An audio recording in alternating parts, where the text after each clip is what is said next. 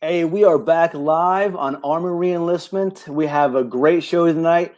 I'm going to just kick it off and give it away to the pros tonight, but really, I want to introduce our guest tonight.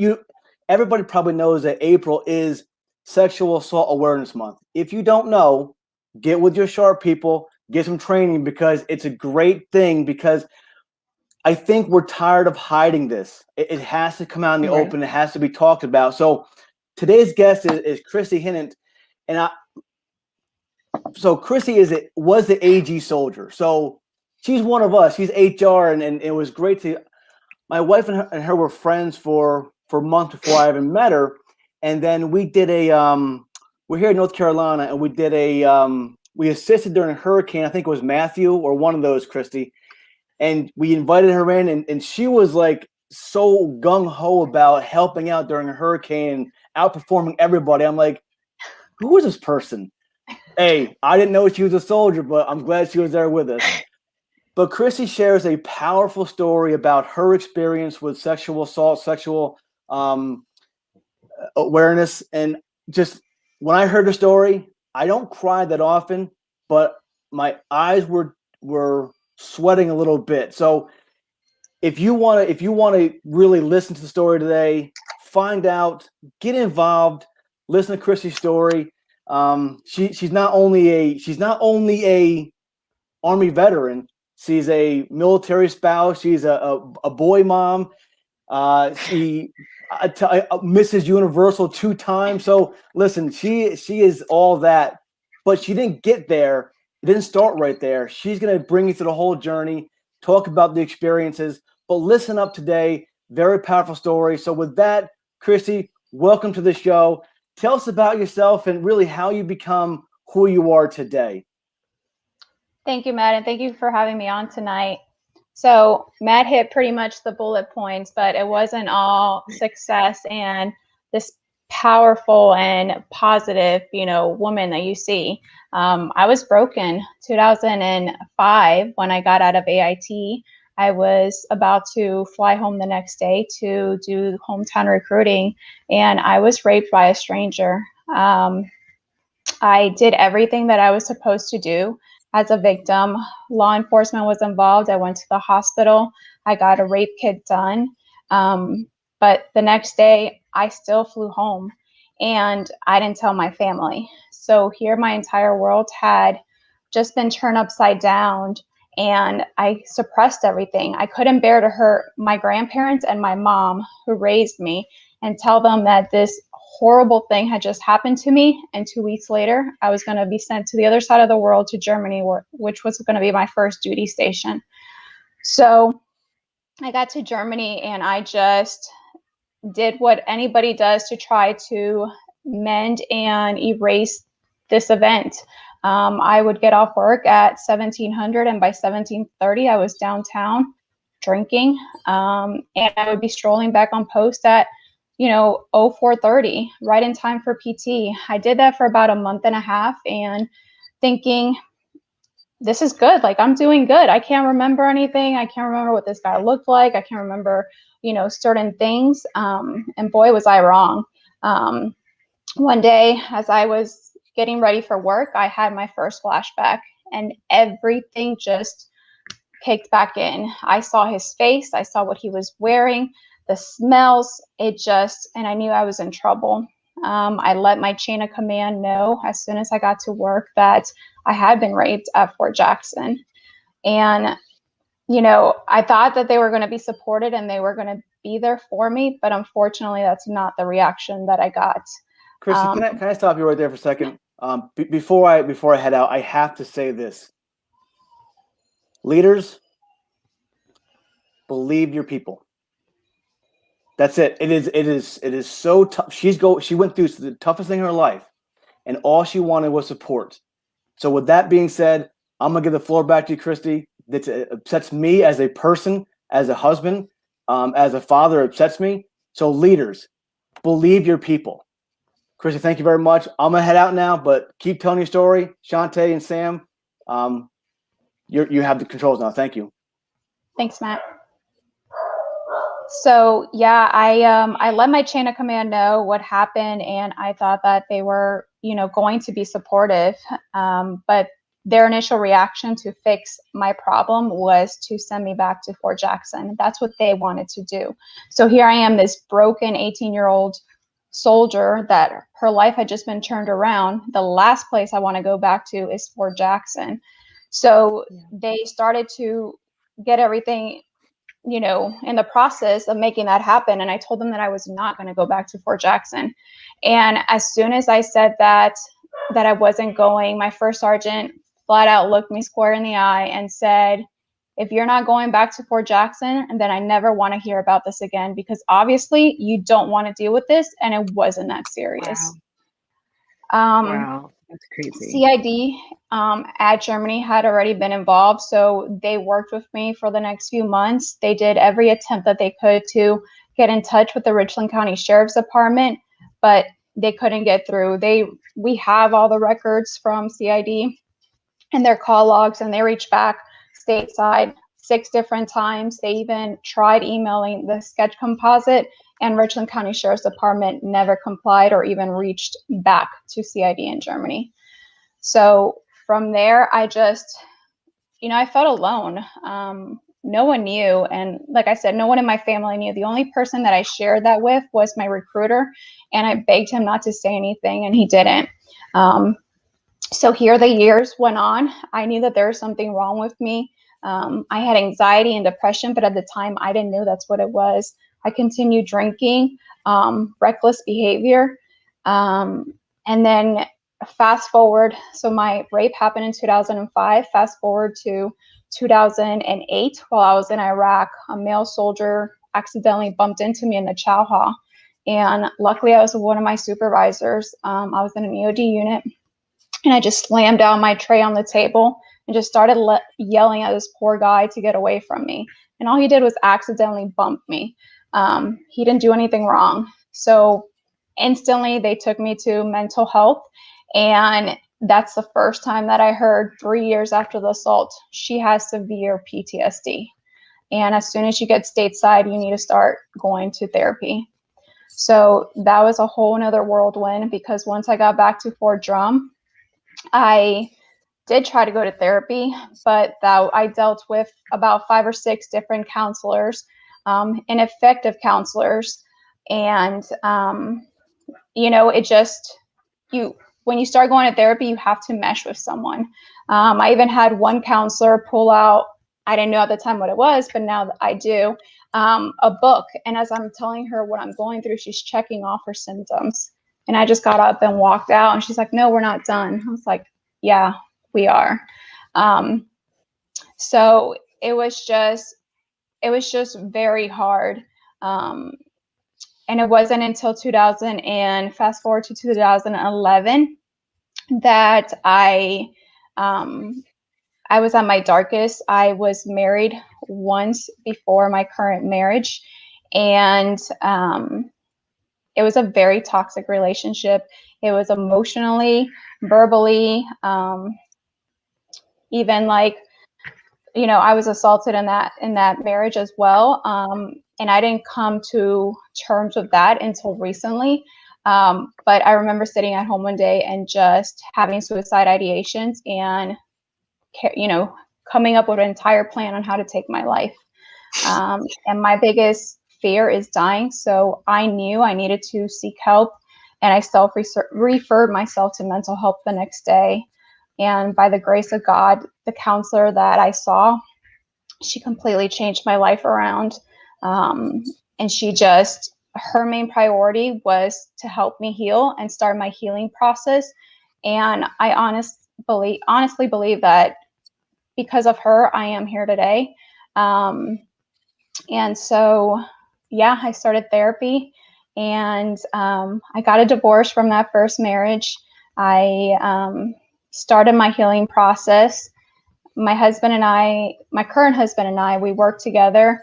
So he was a major support. He was always there for me. And then through just being there for one another, the friendship blossomed, and we started dating, and then we ended up getting married in 2012, the same year that I got out of the military.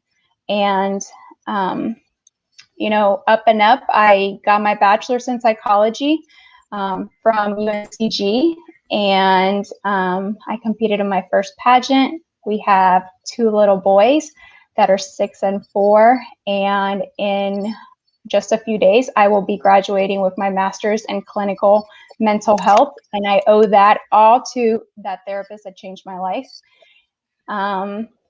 So yeah, that's kind of like a condensed, you know, form of my story. Awesome. It is so beautiful, honestly, to see that, you know, I'm sure when you were going through your healing process that this was definitely not easy for you to share, or, you know, just to get through even telling your story. But it's honestly so a beautiful, like such a beautiful sight and such an inspiration to see, you know, you can tell your story and inspire others on this platform, so that they know that, you know, if they're going through something like you did, that they're not alone. And, you know, they might be in a troubled situation, but there's light at the end of the tunnel. So thank you so much, Christy, for sharing your story with us. But I do have a couple questions for you. We have one from the audience. Izzy Herrera. She wanted to know what helped you get through seeking medical help, knowing it's very stigmatized. Seeking help showed your courage. So I was with an EOD unit when I mentioned that I was in Iraq and kind of freaked out on this soldier downrange. And I was pretty much walked down to mental health. Up until that point, I had not sought any kind of counseling or any help in any way or shape or form. And one of my supervisors, he's the one that walked me down. I had shared with him that I had been sexually assaulted. So I think some people might disagree, but I think that the fact that I actually lost my cool on this male soldier, and then one of my supervisors was with me and he walked me down to mental health, I think that that was helpful, because if that wouldn't have happened, I don't know when or how long it would have taken me to go to mental health, because mental health in the military is such a stigma. No one wants to go, whether you have, regardless of what type of PTSD you have from an assault or combat related anxiety, depression, things at home are going bad. There is a stigma between mental health, and so many soldiers think that, oh, if I go to mental health, I'm going to lose my job, especially those that are in, you know, high priority jobs or specialty jobs, you know, special forces. They're not, you know, you're not going to see them going to mental health because they're instantly going to take them out of the front line. So that happening to me downrange and just being walked down there, I guess that was an aha moment in a sense, because nothing happened. Like, my unit still needed me. I was their administration clerk. The unit wasn't going to run administratively wise without me. So I was struggling with things internally, but I was still able to get my job done. And they knew that. My commander knew that. My first sergeant knew that, and they relied on me. And then when I got stateside, I did try going to mental health again. And that was at Fort Drum, New York. My chain of command there, it was an EOD command. They never had any issues with me going to counseling and therapy. Like I said, while I was at Drum, it was hit or miss. But shortly after we got back from downrange, I got orders to Eglin Air Force Base. So to the EOD TRADOC command down there. And there's only one time where I had a male NCO just kind of give me a little bit of a hard time and make a comment such as, oh, well, you're going to mental health again.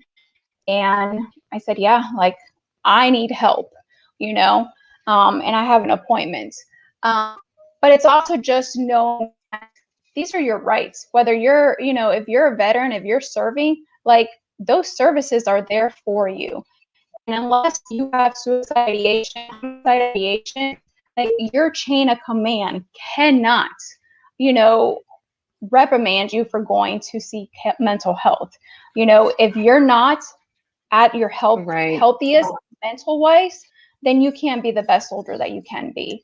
So for me, I finally got to the point where that last time where I self-referred myself, that night I remember just literally coming up with a plan, and it really scared me. Like, it really shook me. And the next day I just text that same NCO that had made that comment before and said, I'm going to be late, I have an appointment. And he's like, well, this wasn't on my calendar. And I was like, I'll see you when I get back, and Right. at that point I just knew that I was willing to deal with whatever consequences were dealt, because sometimes you just got to put yourself first. And I'm not saying like blow off your command, but if you know you're in a very dark place, your well-being is more important than getting in trouble by your chain of command at the end of the day, because it was either me seeking behavioral health or possibly carrying out the suicidal plan. Yeah. Wow.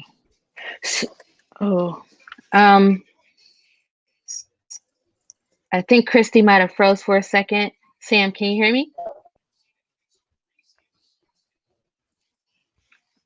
Okay. So while Christy is coming back with us, I wanted to point out a statistic that I found online. So I saw on her Facebook page, which you guys can all definitely go visit after this. But one of the stats that she posted that really stood out to me was that 33%, which is actually a pretty large percent, but 33% of victims contemplate suicide. And of that percentage, 13% have actually attempted suicide. So that's just a staggering number. And that may not sound like a lot to, someone watching this, but that's still one too many. So, wow, this story is just, it's crazy. Are you back with me, Christy? Can you hear me? Yep. I think for a second we had gotten froze. Okay. Gotcha. So I got another question from the audience for you. So going back to the stigma, where not everyone reports their incident. What made you report it after just being young, being scared? What really made you, it clicked that this is something that you should definitely report? So as soon as it happened, like I mentioned, I was raped by a stranger, and I checked out of Fort Jackson early because I was flying home the next day. It was on a Saturday, and I had a battle buddy that would be checking out later that day because she had an overnight pass. So as soon as she checked out, and I guess at some point after I was sexually assaulted, because I had blacked out, I was able to grab my phone and crawl to the bathroom, and I text her. So she had already knew what room I was in. And as I started coming, because I kept blacking out, coming in and out of it, I heard banging on the door. And at that point, she was there. She had gotten the hotel manager. And when they busted that door open, the ambulance was there, and so were the cops. Got you. So another question that we got from the audience was basically, what is some advice you would give to soldiers that are battling the decision to seek help and or file a report? I strongly suggest you to file a report. I know that there is a huge stigma right now on sexual assaults getting swept under the rug in the military, but change is coming. And you just have to keep reporting. You have to keep talking about this. You have to keep seeking help, because if you don't, then nothing is going to be done. So we're moving in the right direction. Unfortunately, it's taking a very long time and it's moving very slowly. But if everyone stops seeking help or stops reporting because of the fear of stigma, then we're just going to have a bigger problem on our hand. So if you report it to your leader and they don't believe you, then go higher. And if you got to go to, the post, whoever, if you commander, then do that. Please know too that you guys can always talk to the chaplain. I didn't know this when I was in. The chaplain is a safe zone. It does not matter what you tell a chaplain. that's a confidentiality between you and them, and they cannot say or report anything that you discuss with them. But I strongly, strongly suggest that you seek help and file a report. If you don't want to report it within house, within the military, you could always file it off base, and that will start the process. It'll eventually make it back on base, but at least that starts the process of, you know, the assault and the case opening up. Awesome. So before, I remember hearing you mention that you have you've been married to your husband for a while, and you guys have two beautiful sons, and your nonprofit Voices, you actually founded that with your husband, right? Yes. Awesome. So what made you choose that name? So my husband and I, it had already been put on my heart that I wanted to start a nonprofit. I just didn't know what name we wanted to give it. So my husband and I were one day in the kitchen, and he said, just start spitting out words to me. Just tell me, from the moment that you got sexually assaulted until today, like, what was that process like? Just tell me words. And I was like, well, you're a victim, like day one, you know? And then, you know, you reach out to somebody. He's like, oh, so like outreach? I said, yeah, like outreach. And then I was like, well, from there you start investing in yourself, you know, and that could look different for everyone. A counselor, doing yoga, running. And then from there, once you start investing in yourself, then you gain control. So control, because power and control is something that's taken away from you. And from there, you become empowered. And after you're empowered, you are able to help empower others, and you become a survivor. So that's how we came up with Voices, the acronym for our nonprofit. Awesome. So two-time Mrs. Universal. What made you want to start, doing pageants? And I read that you did your first pageant, what was it? 5 months after having your first son. What made you want to get into those? So I had already gotten out of the military. I was actually sitting at home just doing schoolwork, and something ridiculous came on the TV, like Toddlers and Tiaras or something. And I remember thinking, oh, I've never done a pageant. That would be fun. So I took to Google, and I came across the Mrs. North Carolina America pageant. And I filled out an application. I was 6 months pregnant at this time. I honestly did not think anything out of it. And 3 months later, the director of the pageant sends me a text and says, hey, check your email. I open it, and it says, congratulations, you're a contestant. I remember picking up the phone and calling her and saying, you have the wrong girl. She says, nope, we have the right girl. I was like, I'm literally as big as the house right now. My son is due next week. There's no way I could compete in this pageant. And she says, oh, the pageant's 5 months from now. You got plenty of time. And I was like, all right, challenge accepted. Let's do this. So I competed in my first pageant ever against 17 other incredible women, and I took the title of Mrs. North Carolina America 2015. And I went on to compete at Mrs. America against incredible and amazing women from all around the U.S.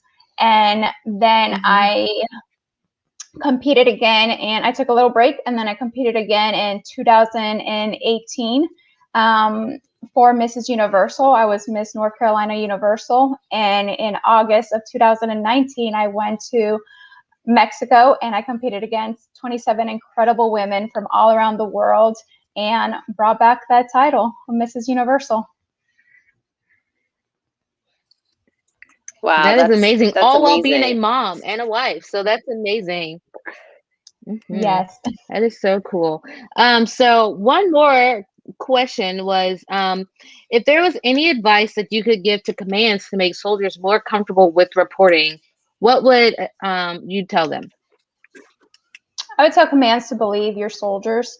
I know that it's easy just to brush it off, especially when a outstanding soldier is being accused of a rape, because sometimes it is that soldier that comes in early and is the last one to leave, and it volunteers for the extra duties. Like, sometimes that's your rapist in the unit. So I would say believe your soldiers, because as much as you want to protect this stellar soldier, you're also just shunning this victim that her or his world were completely turned upside down. And it took a lot of courage for them to even come to you in the first place and tell you that this happened to them. So give them a chance, listen to what they have to say, believe them. And if you don't feel that you're capable as their command to take care of this, or that you might be biased because the other soldier that is being accused of this is one of your outstanding soldiers, then pass it on to someone else, or just at least have, you know, the audacity to say, hey, like, this is too close or too personal to me, I can't be involved. But do your job, like, stand up for your soldiers. As leaders, you're supposed to take care of your soldiers. So by not believing a victim or being there for them and supporting them, you're not being a good leader. Yeah, 100%. You just like mic dropped on us right there, Christy. So Yeah, if no, you I guys are out 100% there agree. and you are watching our ticker, We lost you. Okay. if you are seeing our ticker right now across the bottom of the screen, you will see Christy's nonprofit website. It is voicesagainstsa.org. Definitely visit that. And if you are someone right now watching this show and you have been a victim of sexual assault, or you just need someone to, hear you out, visit her website if you're not comfortable reporting it. On her website, I believe there are avenues to talk to someone who can relate or can get you help. So definitely her website is on the bottom of our screen right now as a ticker. It's an awesome website. And again, Christy, like, I am so thankful for you to be on this show with us today. As Matt said at the beginning, April is the Sexual Assault Awareness Month. And it's just something that is not going away, unfortunately. And we just need to do our part and, spread that awareness, get out a clear message that, hey, this is not something that we should stand for. And that if someone is going through this, that we are here for you. So again, thank you so much, Christy. You are always welcome back on our show. But something that we do at the end is that we do our shout outs. So if there's anyone or anything that you would want to, send any love to or shine a light on, now's your time. So your turn. I just want to give a big shout out to my husband. He's always supported me, and he is a big part of this organization, of my healing process. And without him, I would not be the woman that I am today. I also want to shout out to all the victims out there. You are not alone. Please never think that you're alone. You have someone there for you. And please know that there is power in your story. That is something that we strongly believe in our organization. That's what I tell all my survivors when they attend our support groups. There's power in your story, and your story could really impact somebody else and help them move forward in their healing journey. So please reach out to someone, reach out to me. We are here. We hold retreats. We're actually having one at the end of July in Myrtle Beach. Send us a message, but you're not alone. So thank you all for having me here tonight.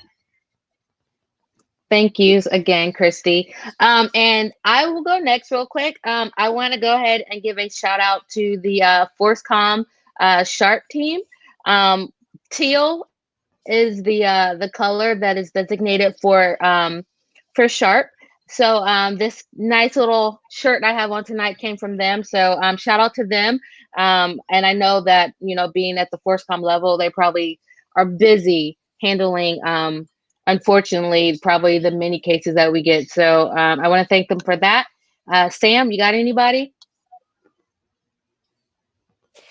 Yeah, I just wanted to shout out like you, since we're talking about Sharp, the division, brigade level, corps level, all the advocates that we have, they are here on every installation to help and assist. So even if you don't feel comfortable talking to them per se, and you don't feel comfortable talking to your command, there's probably a leader somewhere, either in your footprint or outside of your footprint, that you can go to that can get you the help that you need. So don't be afraid to tell your story.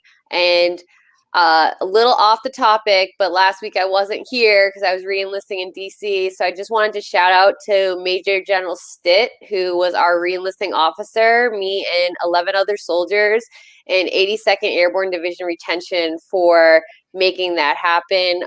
For my last contract in the Army, joining the NCO Career Status Program. It was an amazing opportunity. And so thank you for that. And thank you, Christy, for all you do, your story, your strength, and all your accomplishments. You truly are an amazing person. And just from the few minutes that I've talked to you, you're really, really amazing. So thank you for being you. Thanks, Sam. Alrighty. Well, that's been another live with the Army Reenlistment team tonight. We have another show for you next week, but you will have to tune in. Follow us on Facebook and Instagram to get an idea of what will be coming on next week. And yeah, if you have any questions, again, you can visit the website that's listed below. You can always message Army Reenlistment on any of our platforms, and we will direct you the best that we can. So thanks again for everything tonight, and we'll see you next week.